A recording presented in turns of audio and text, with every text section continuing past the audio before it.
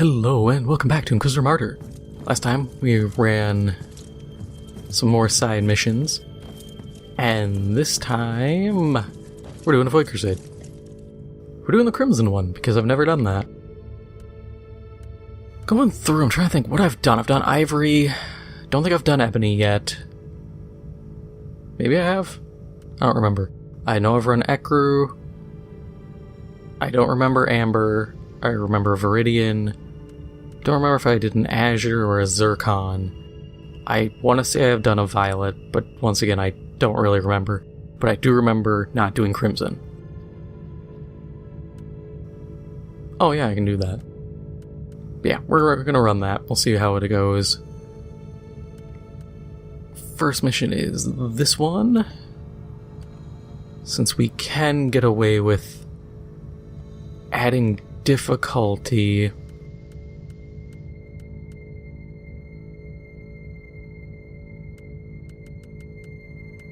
we'll go with... do we need more... You know what? No, we're not going to go with more Void Shards this time around. Oh yeah, that's easy. Extra Champion. Ooh.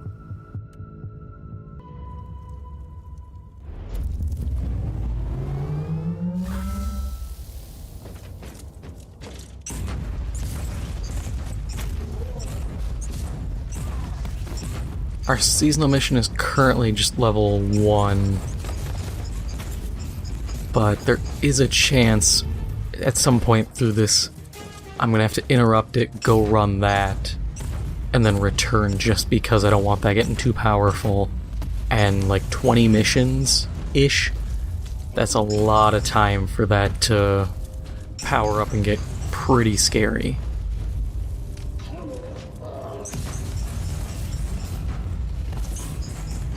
But I saw some interesting news recently. Crytek's making a new Crysis game.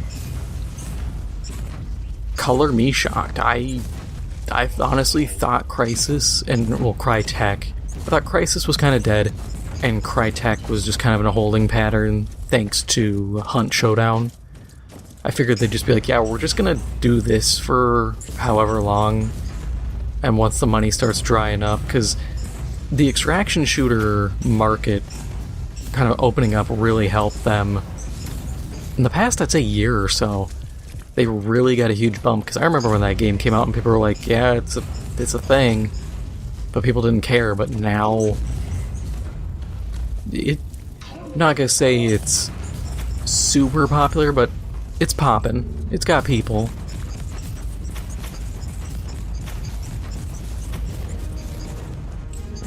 But I was sitting there and I saw people talk about this, and I was talking with a friend of mine about it, and I feel that I want your input, oh glorious viewers.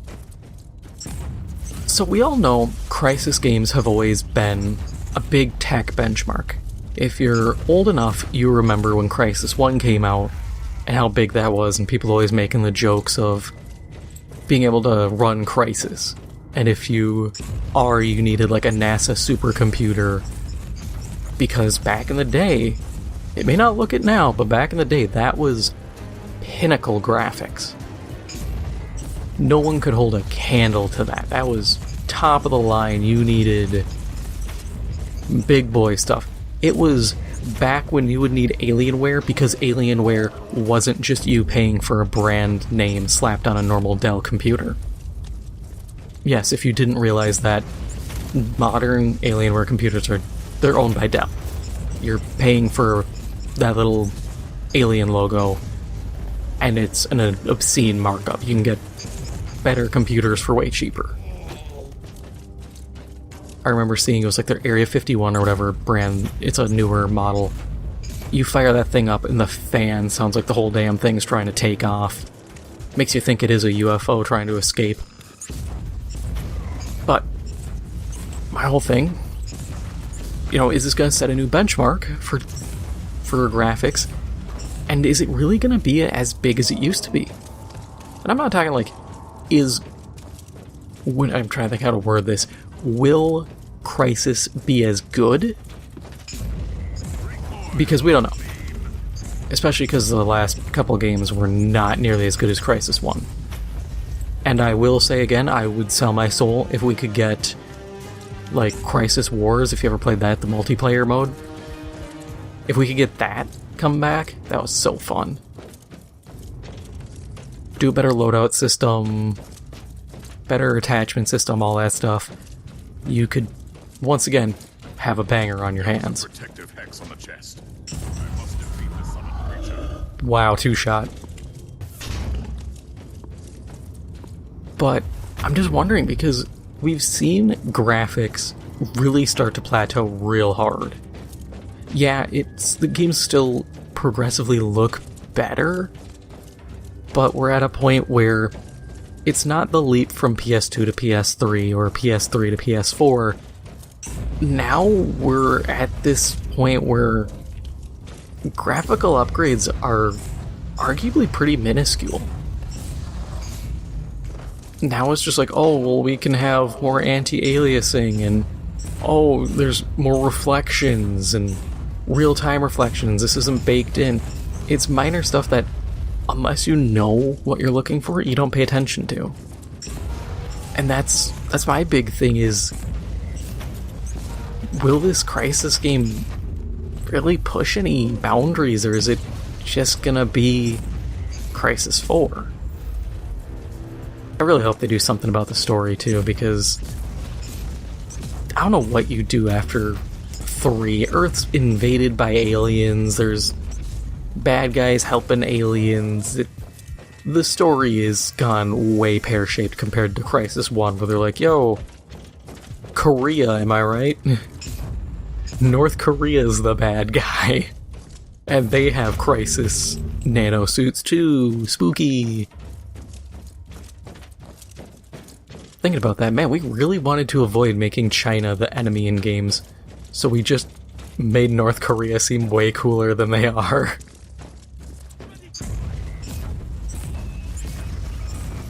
But yeah, so I'm just curious, because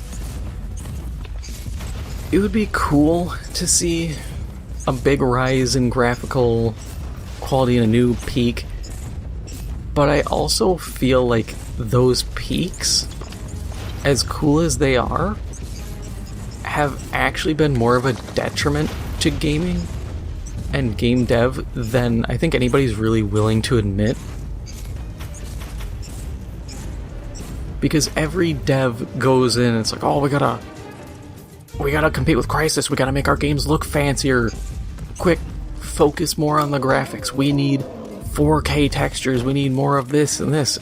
And as we saw with games like Order 1886, if all you have is graphics, you don't have a game, you have a tech demo.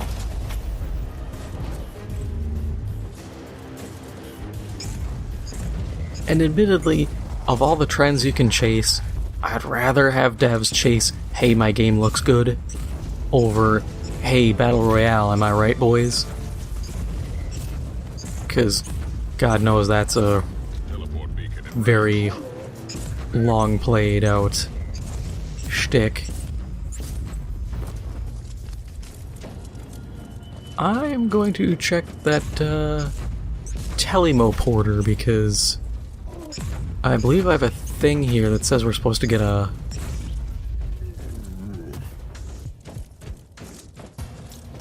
mission unlock, and I didn't see anything. Where are we going? Let's go! Computer! Data transfer charms have been successful. Covert mission coordinates inloaded. That's what I want to see. Is there anybody here to fight?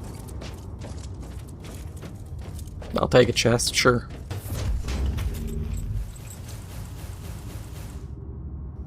Yeah, we got some shards, I'll take it. I was about to say that chest really sucked, but shards are acceptable.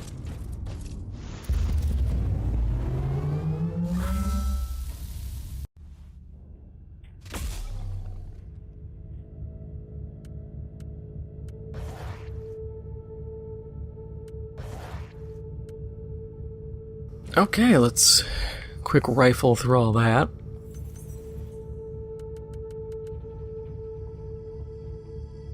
I mean, that's cool, critical damage for T-Bolt, but I kind of need stuff to trigger T-Bolt for me to, you know, use that.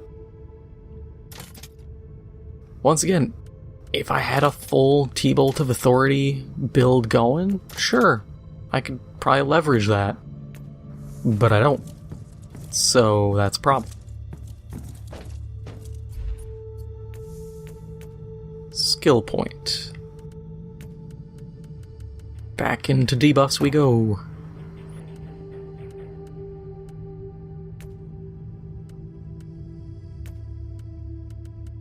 I almost want to do single DPS, because I do use a decent amount of single DPS stuff. But at the same time, see, I use it more than I do area of effect attacks.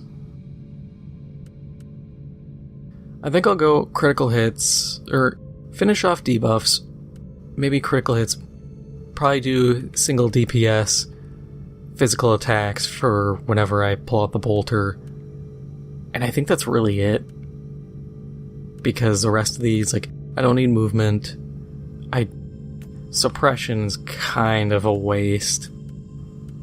I mean, I'm sure there's probably some build you could really do.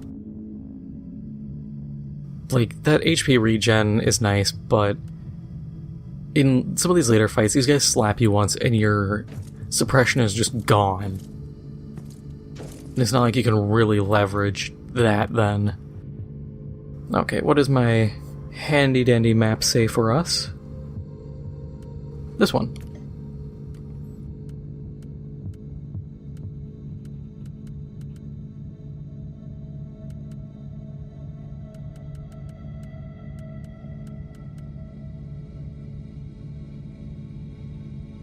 Once again, acceptable.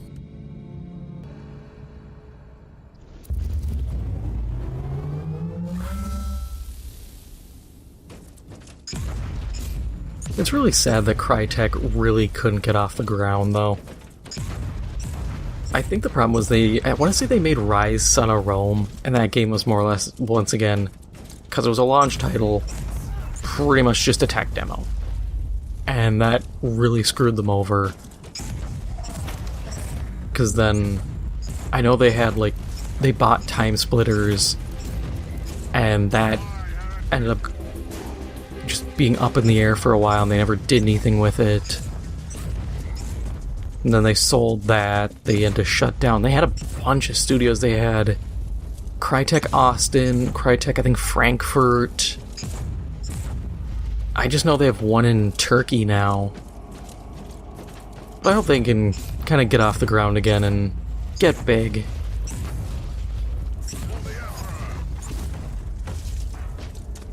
Any way we can get more big studios, I'm fine.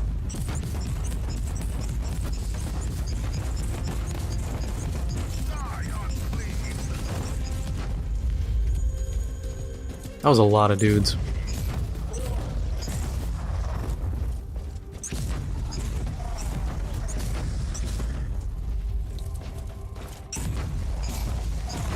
Yeah, this seasonal event has some, like, AoE effect it triggers on guys, because I am just dunking on dudes that I have no right being this effective against.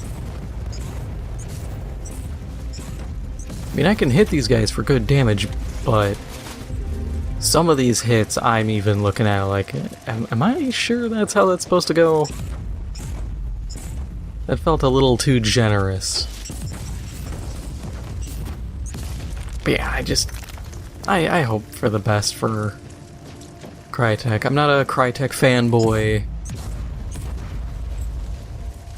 You guys, if you've been around long enough, you know what games I'm a fanboy of.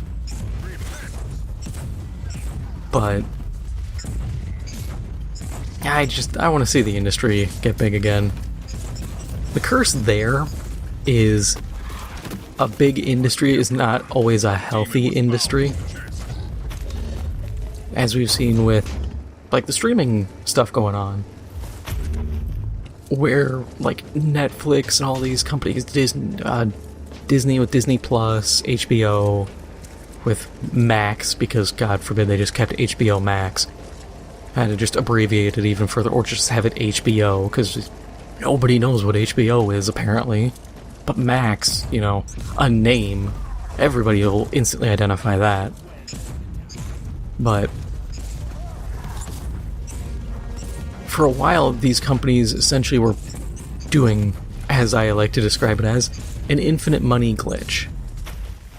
Everybody wanted their own Stranger Things, so they were sitting here going, oh, we need more money, we need to throw money at every Tom, Dick, and Harry who can write a script. And the obvious problem was, a lot of these guys really couldn't write a script. They wrote garbage, and as a result, we had all these terrible shows which did damage to the streaming services, to the point where they're now just like, yeah, we're looking for reasons to cut these projects. We signed on way too much and none of it's worthwhile. It's not panning out, it's costing too much. And that's always the fear. Industry gets big, everybody sees a lot of money, we start getting flooded with what we used to call shovelware. Garbage that is quite literally just shoveled out. Years ago, it was Steam asset flips.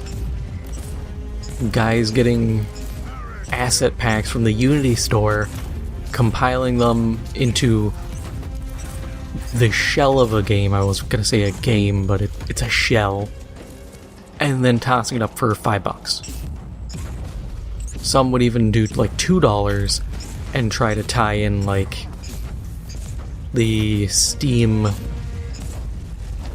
like trading card things, because you can sell them or do something with them. I've never understood the system. I always thought it was stupid. But people would do that.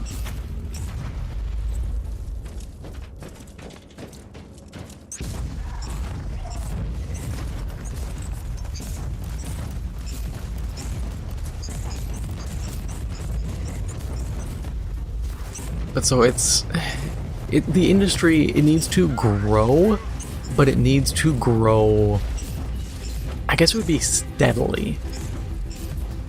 Meteoric rises never help anyone, and do more harm than good, because that push for fast cash kicks in, and everybody loses their morality. And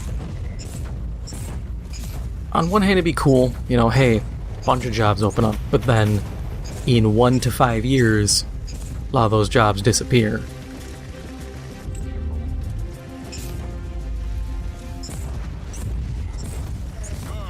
I miss the days of like the PS1, PS2. We had it good. I'll always say it.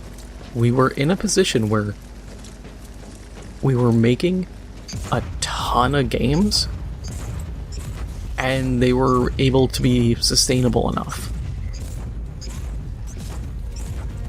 And admittedly, there are some games I'd love to see come back. Parasite Eve. There was a... I have to look up the name. But there was a game that was essentially, for the PS1, it was more or less Resident Evil, but you're in a like not even a sub base, but like a underwater lab. Have you ever seen the movie The Meg? Teleport beacon in range. Where everybody's in that undersea lab.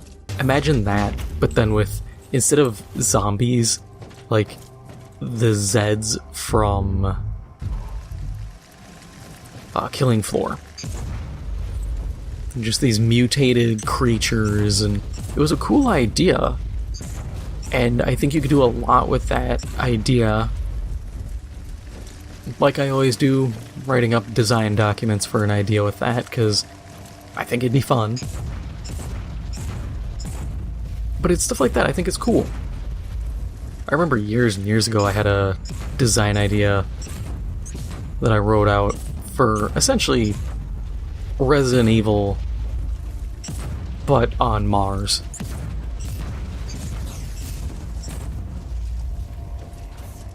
I should go back to that. That was a cool idea.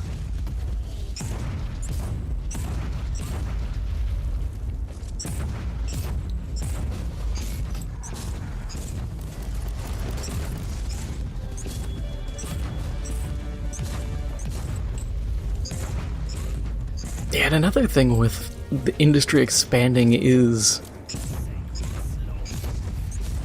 like, we need to get away from pixel art graphics for indie games.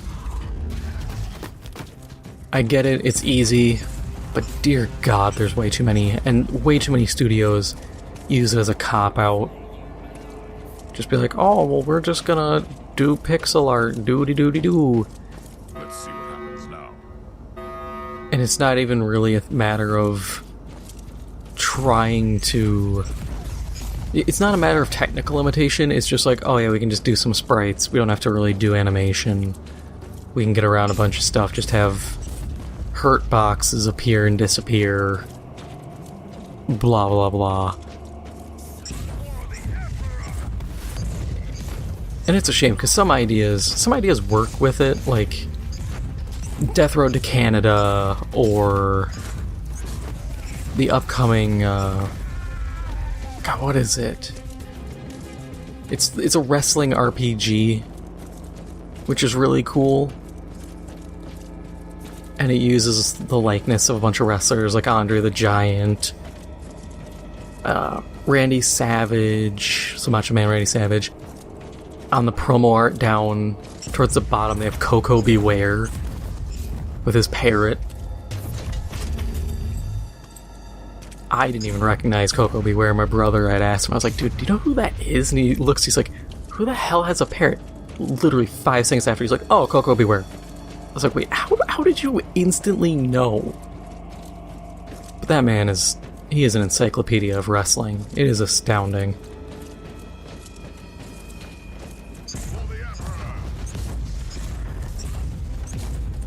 But so, in games like that, you can kind of get away with the pixel art because there's a certain aesthetic, there's a certain style going with it. You're going for that old school RPG vibe. But then there's some things where it's just like, nah, you don't need this. Pay a little extra money, get an animator, get some artists. It's like I saw, there's like an XCOM style game, but I'm trying to think of how to word this. It's called like Vultures or something, but it's XCOM meets Resident Evil, and not like Umbrella Corps meeting Resident Evil, but more of like Resident Evil 2. The pictures I've seen, you're in the RCPD building, which is kind of cool. But it's another one of those, you have something, but I feel like you kind of went in the wrong direction. But in the end, everybody can make their own games, and I'm the arbiter of what's good or not. God knows I probably have had takes on here that people are like, this guy's an idiot. I know I've probably said things, if I listened back, I'd probably go, damn, I'm an idiot.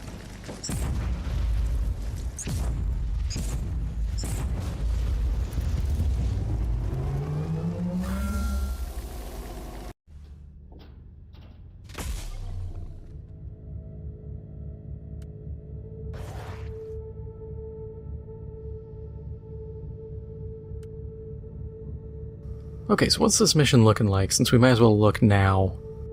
Okay, so we can squeeze like another upgrade out of this before we need to finish that mission.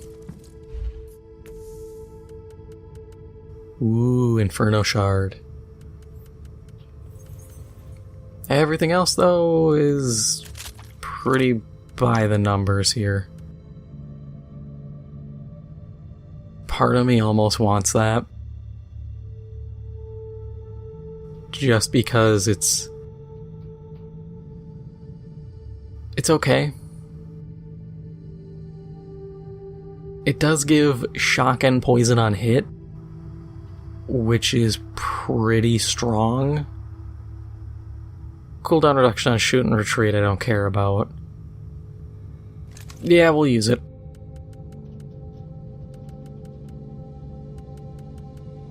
God knows we're not getting anything else better for that slot right now.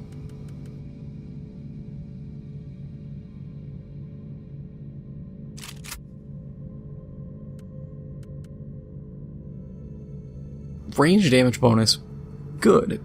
Critical hit chance, good. Damage when surrounded, not good. Bonus damage against chaos demons, potentially useful. We do lose the XP gain.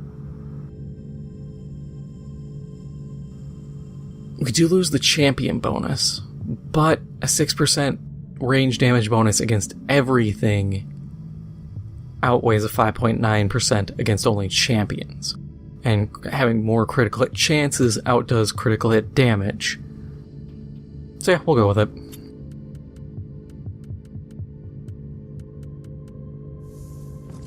But that is all for now. If you enjoyed this episode, make sure to hit the like button, it helps out the channel a lot, and if you haven't already, make sure to hit the subscribe button. Thank you for watching, and I'll see you in the next one.